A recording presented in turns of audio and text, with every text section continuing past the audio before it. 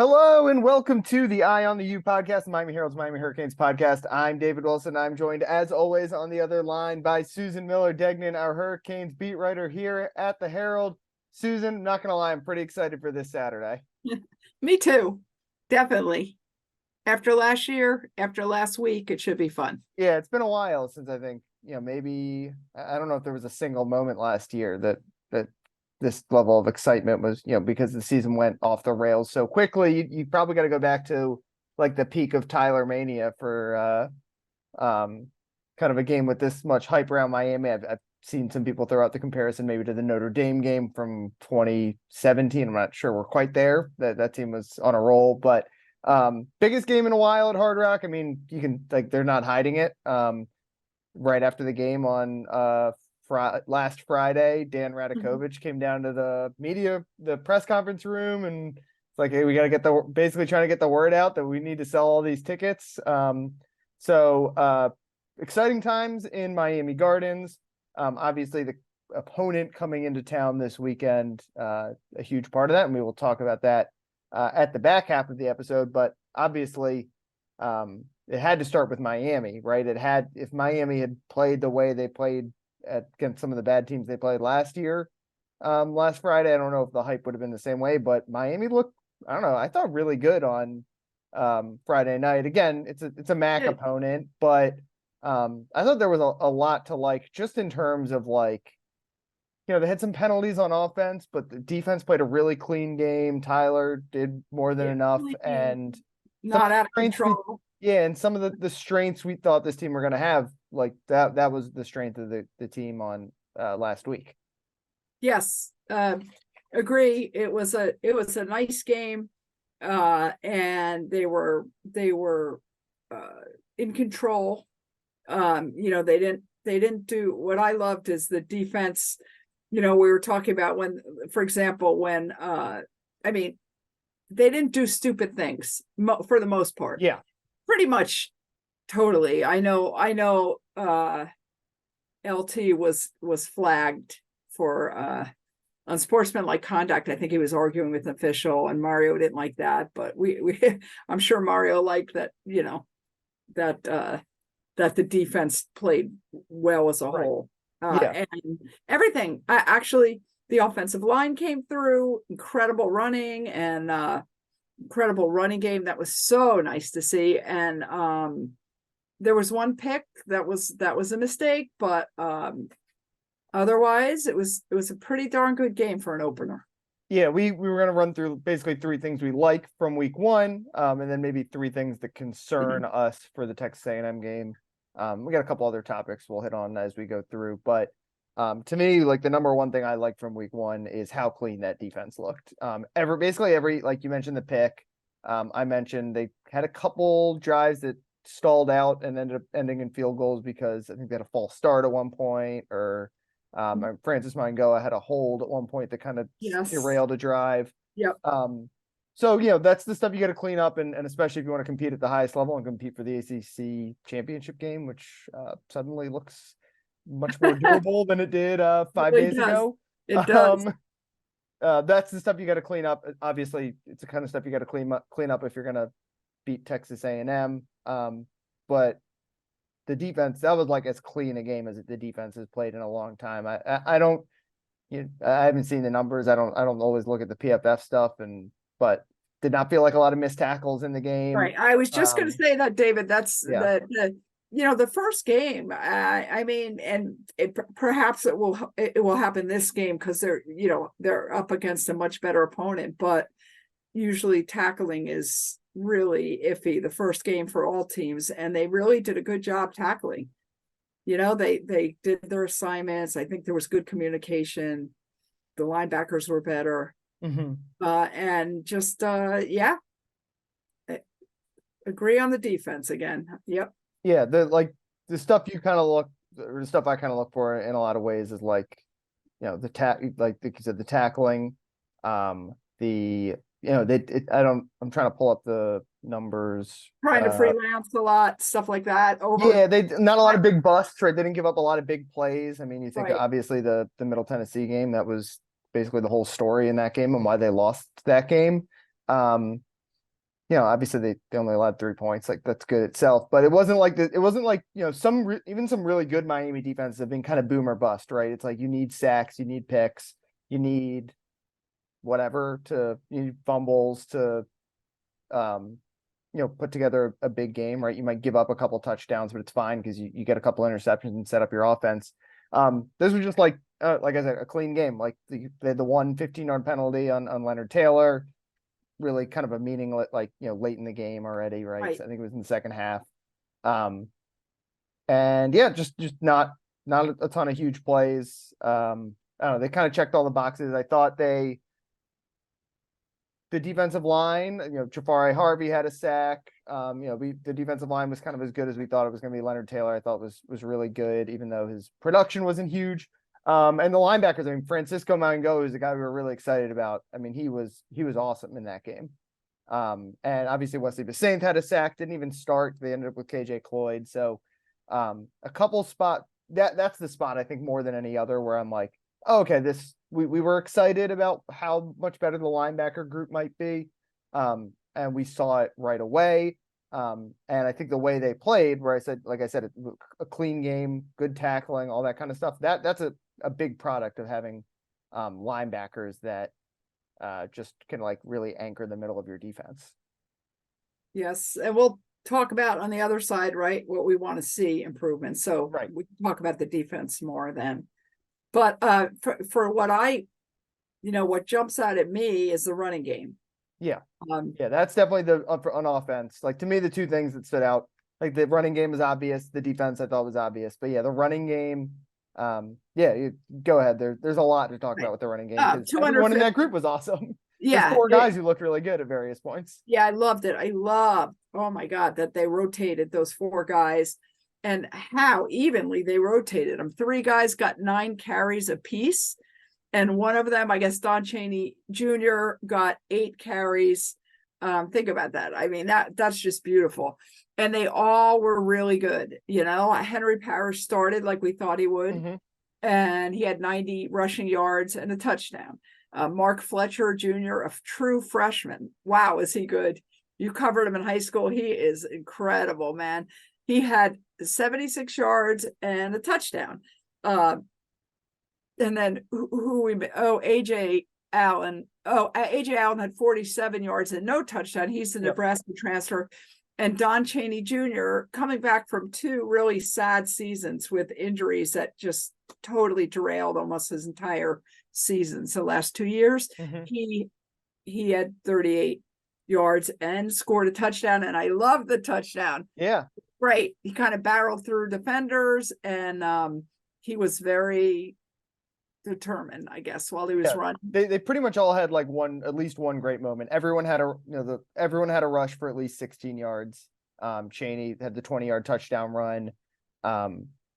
Fletcher obviously scored that long touchdown run too and was like untouched on that run. And Henry Parrish, I thought had like, it's hard to say like the biggest play of the game in a game that was 38-0, but kind of the biggest play of the game where, at halftime it was still close. It was close. It was, I think, 13-3 at the time, and Miami. I think that was maybe where Francis had his penalty. They lost a big play. There's a 26-yard Jacoby George. Yeah, there was a long pass that got called back for a penalty. Yeah. All of a sudden, Miami's backed up around midfield, and they're in that zone where it's like, all right, are we just gonna run it and run the clock out? Right.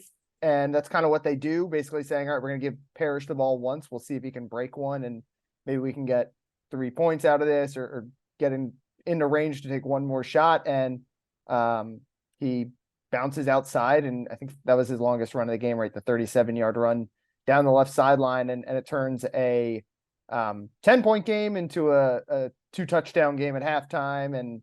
And Miami obviously pulls away from there. Like the biggest play of the game and the most impressive offensive, that or Colby Young's touchdown right off the bat. Those were like kind of the 2 most impressive plays of the game. Parrish, I mean, we've said it a lot. Like he was kind of like under discussed, I think, maybe a little bit in the preseason because every one of those other 3 running backs kind of had a more interesting story. Whether it's Fletcher as the freshman, Allen as the transfer coming off an injury, Chaney and all his injuries, but Parrish was like rock solid. Fletcher, I mean, like, he was untouched on that touchdown run, so you don't get to see the full package there. But like, I mean, you just look at him run in a college football game, like he looks like an NFL running back already. Allen was good, and Chaney, who, Chaney was clearly fourth in the pecking order. I think he only had like 3 carries until Emory Williams came in. Right. But they gave him the ball a lot at the end, and that touchdown run where he runs over guys, like that's his role. And Parrish and Allen seem like they're kind of more like the speed guys. Fletcher and Chaney kind of the power guys. Are we going to see every game with all these guys getting 8+ carries? Probably not. There's going to be some games where one guy's red hot and gets it the whole time, or one game where they don't have just enough plays to get, or they throw a lot, so there's not enough carries to go around. But I mean, they've clearly got 4 capable guys, which, and smart, so smart that they divided the carries like that. Yeah, and they give them all a chance. Keeps everyone happy. Gives them all a chance. Everyone happy. Everyone loving each other, and everyone wanting more, kind of thing. And this, by the way, the other thing that I really, that was impressive to me goes along with the running game, and that's the offensive line that opened up the holes. What a pleasure to see UM's offensive line look good, basically. Yeah, that was really nice. I mean, we kept hearing about him, and I never doubted. That's the one part I didn't doubt because of Mario Cristobal, and he's the offensive line guy. So, and Alex Mirabal is a really good coach. So I kind of knew that it was going to be that way, but it was so nice to see, right? So that kind of goes with the opening up the rushing yards. So, I mean, and you can see how much they like that offensive line, because they had 2 other linemen play tight end just so they could get more linemen on the field. Matthew McCoy and the other 5-star freshman, Samson Okunlola, both wearing those jersey numbers in the 80s. We're all trying to figure out who's out there. I mean, they did it with Inez Cooper early last year before he wound up being a starter. I mean, that just goes to show, I think, how much Miami likes this group. And as far as blocking goes, they were really good. I think Francis's hold was the only holding penalty they had. that was that actually, and then a couple false starts. That would be like the one thing that there were they a had few the false one starts. where Matt Lee was on the wrong. Everyone went but the center. Inez Cooper had a couple, like those are like, again, we're kind of picking nits. They're the kind of nits you got to pick though when you're about to play a top 25 team, like they are this weekend. But yeah, just in terms of like how they like opened up holes for the run game and protected Tyler to, no sacks, right, for Tyler. So no sacks for Tyler. one for a clean game other than those handful of penalties. Yeah, it was really good, and I think it's actually helpful that they had some penalties because they need things to go over. And to kind of teach the guys, teaching moment stuff. And I really do think that's important. And they won the game handily, yet they still could go over some mistakes they made. They certainly weren't perfect. Yeah. The number 3 thing I liked from week 1, I think might be Clemson losing, because as we mentioned, that opens the door for a lot. Florida State looked awesome. Like they're the clear, I think even if Clemson won that game like normally, like they would have come out of the weekend as the clear favorite out of the ACC.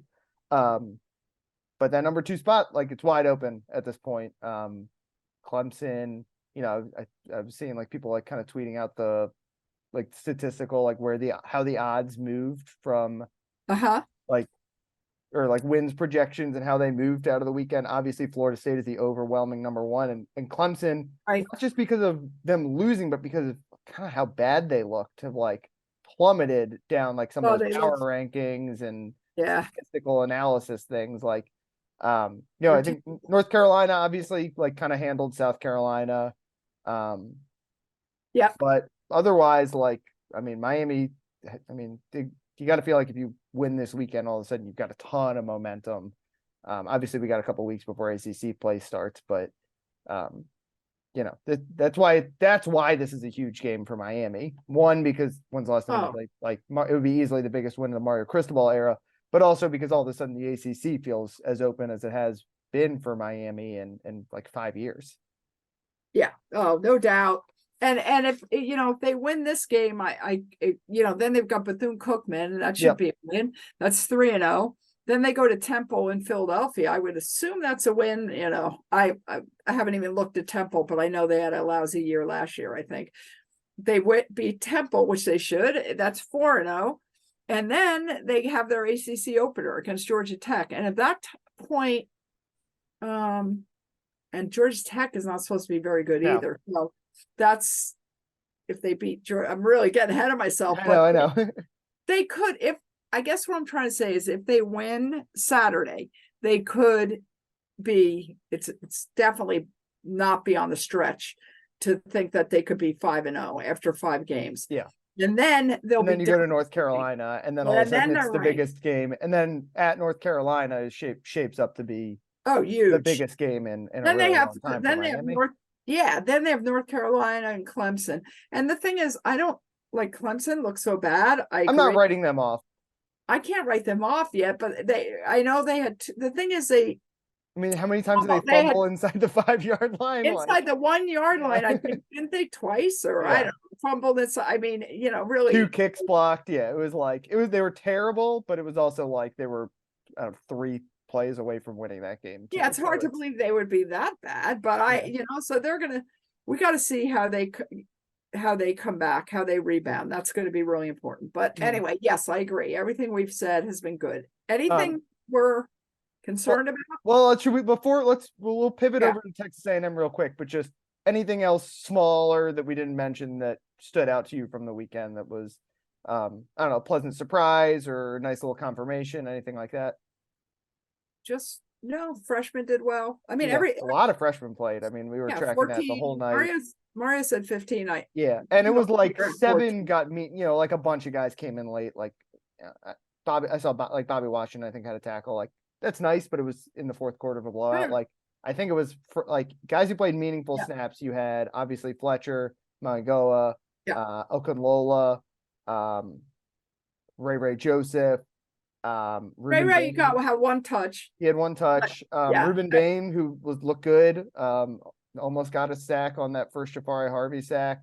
Dylan Joyce, Tamari Brown, obviously Dylan Joyce, the punter. He did okay.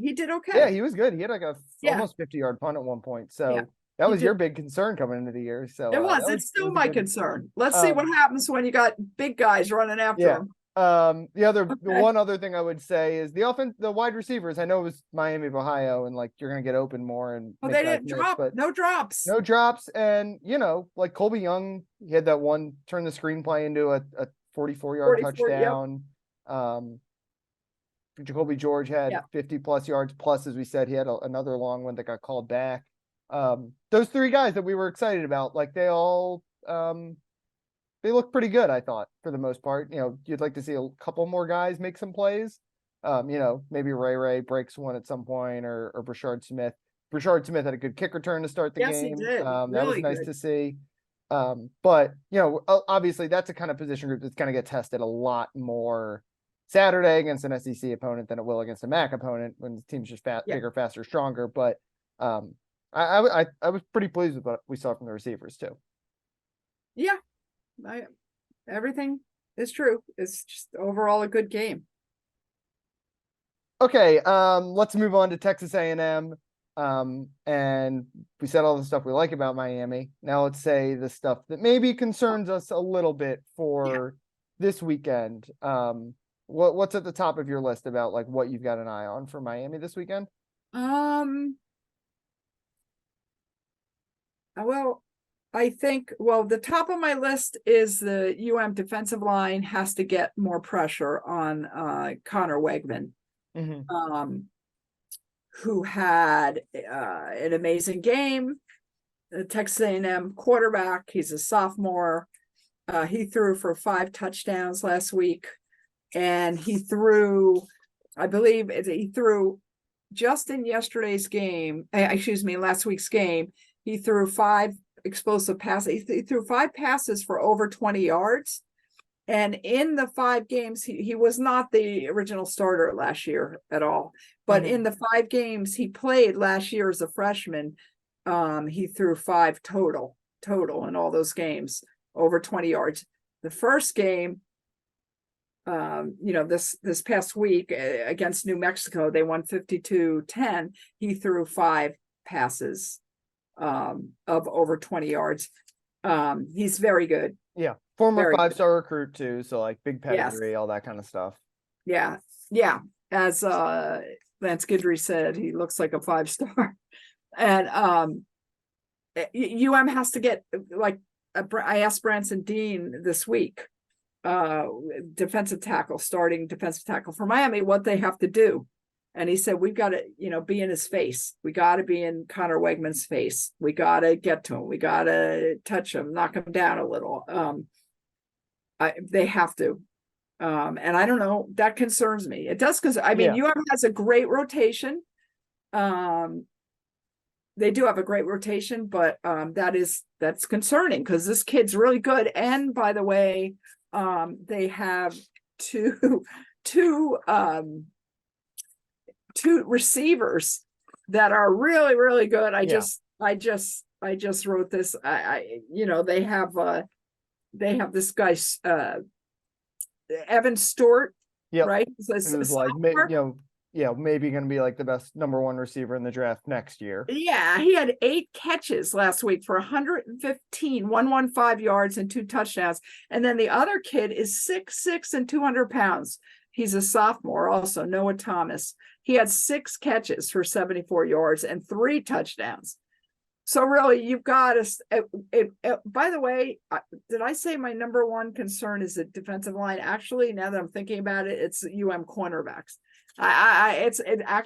I'm more concerned about the UM cornerbacks. Defending those receivers, because it's not that they had a bad game last game, but they're either new, they're either transfers, or they're all new kind of, or young. UM lost their 2 starting cornerbacks. And I think that's a concern. Wouldn't you agree? Yeah. I'll start. I agree. Those kind of probably are like 1 and 2 on the list. I'll start with the defensive line, because as much as we talked about how much we like this defense, they only had 3 sacks on Friday. One was by Jafari Harvey, I think, on the first drive of the game. Another was by Wesley Basaint on a blitz where he was just completely untouched. And then the other one was in garbage time. Bobby Washington and Ryan Ragone combined for 1. So, you need more from the defensive line. Again, I know it's Miami of Ohio. Like, it's, you don't want to read too much into a game like that. But you need those guys to get home, right? Like, you only had 3 in that game, and really only 1 by the D line. And we think the D line is supposed to be the strength of the team. They got to do a little bit more. You 6 tackles for loss, again, 1 by Harvey, 1 by Dean. They need more. We're used to the UM D line getting like 12 tackles for loss, exactly, stuff like that. They need more. The defensive line was not super productive in terms of in the backfield, tackles for loss, pass rush. There's a lot, I think, to improve there. What about the DBs? I'm really worried about that one. I'm more worried about the DBs. I'm more worried about the DBs because I don't have because they're less proven. Like the D line, I think can, would it surprise me if they have like a 5-sack game on Saturday? Not really, because we think they have that kind of talent. The DBs, it's still just like unproven, right? I think they only gave up 4 plays longer than 20 yards on Friday, which is, okay. But for the most part, like, they just haven't been tested yet. Like that's a group I don't think we learned a lot about. No, and that Bobby Petrino, who's the new offensive coordinator for Texas A&M, he's going to dial it up. He's going to have something that's going to confuse the UM secondary. I have this feeling. So we'll see. We'll see what happens. But that's a definite concern. And what's another concern? I have another one too. What's your third one? You're going to laugh. Well, as much as I like the UMO line, I'm just, maybe it's not as much, it's a concern. I'm wondering how they're going to do against a very big Texas A&M defensive line. And that's what they're kind of known for, the Aggies. And this will be the offensive line's first real big test. Okay. Yeah. I guess we can put it that way. Not their first test, but first real big test in every way. So I mean, maybe they're going to do some original things, some different things that confuse the UM's O-line. I don't know, but I'm a little concerned about that part. What about you? Yeah, I think that, and Tyler, again, I think we were both pretty pleased with the way he looked on last Friday, but it wasn't like he was incredible, right? He did what he had to do, threw He didn't one throw- interception that he would definitely like to have back. They're probably going to need him to be like great to beat Texas A&M, right? They need him, he doesn't need to be like the Pittsburgh game where he threw for 450 yards or whatever a couple of years ago, but they're going to need, they really won on last week with their running game, right? Those guys, for sure. those guys won the game. The passing attack didn't have to do much. Obviously they got at it right off the bat. Right. But they need Tyler to be like, he needs to throw for like 250, 275, 300 yards probably to beat Texas A&M. Well, he needs to throw some deep passes. Yeah, he needs to make big plays, right? Like he was, yeah.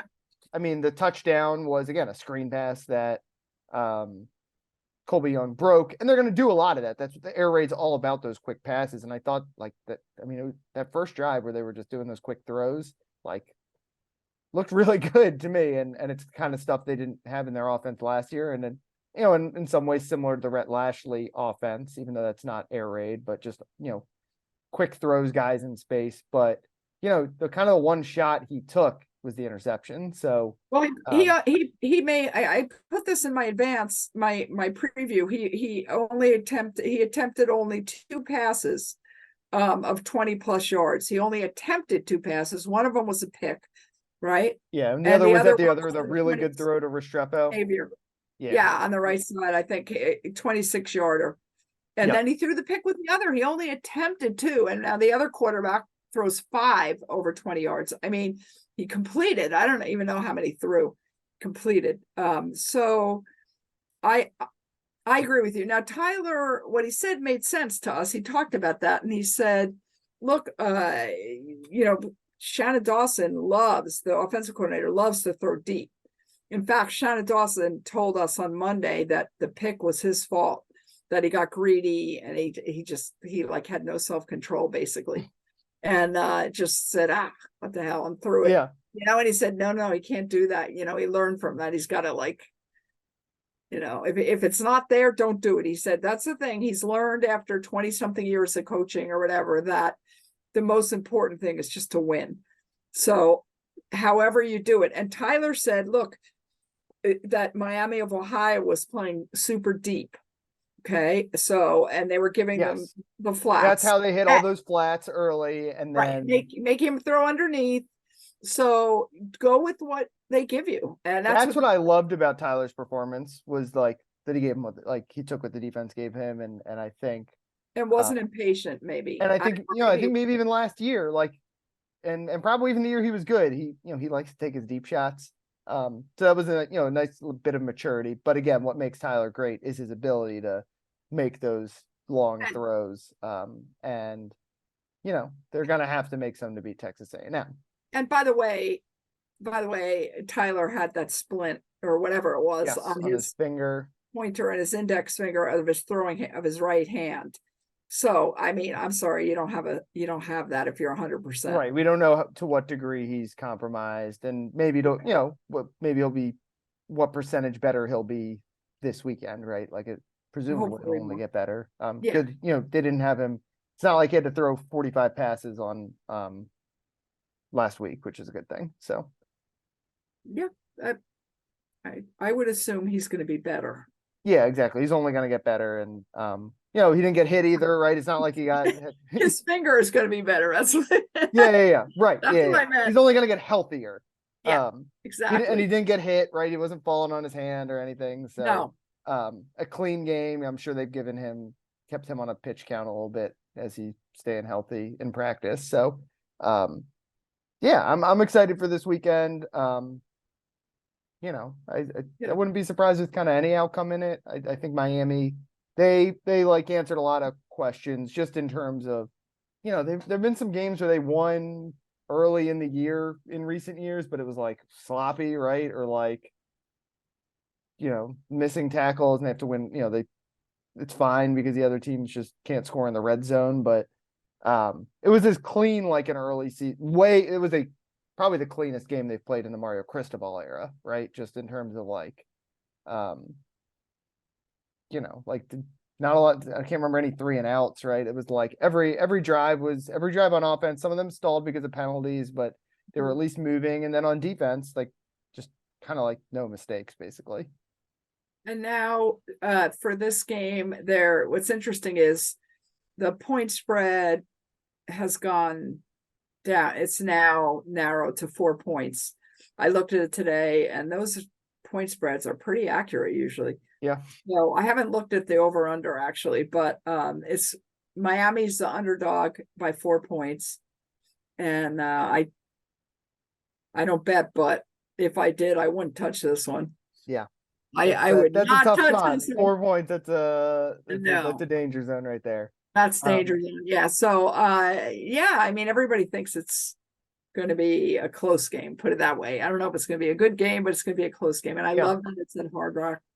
I mean, if last year is any indication, right? I mean, that game comes down to basically a fumbled punt and some Yeah, bad red zone offense. yeah, Miami easily could have won that game. terrible. Now, both teams, I think, look better now than they did this time last year, which is a good thing, I think, And for both, everyone. But and by the way, both finished 5-7. right, exactly. Both teams they stunk last year. So, but yeah, I mean, the rosters are similar, right, for the most part. The obviously same coaches, although the coaching staffs have changed significantly. But if last year's any indication, it'll be at least a competitive one. Last year's game, I wouldn't say was necessarily a good game, but it was a competitive game.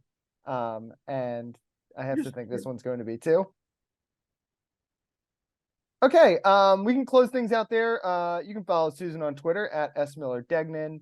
You can follow me on Twitter at dbwilson2. We will both be out at Hard Rock Stadium on Saturday afternoon for the biggest home game of the year so far for Miami, the biggest home game of the Mario Cristobal era so far. So it's going to be a good one. Be sure to check out the Miami Herald all weekend because we'll have lots of coverage on that game there. But we'll be back next week. Until then, thanks for listening. We'll talk to you guys later.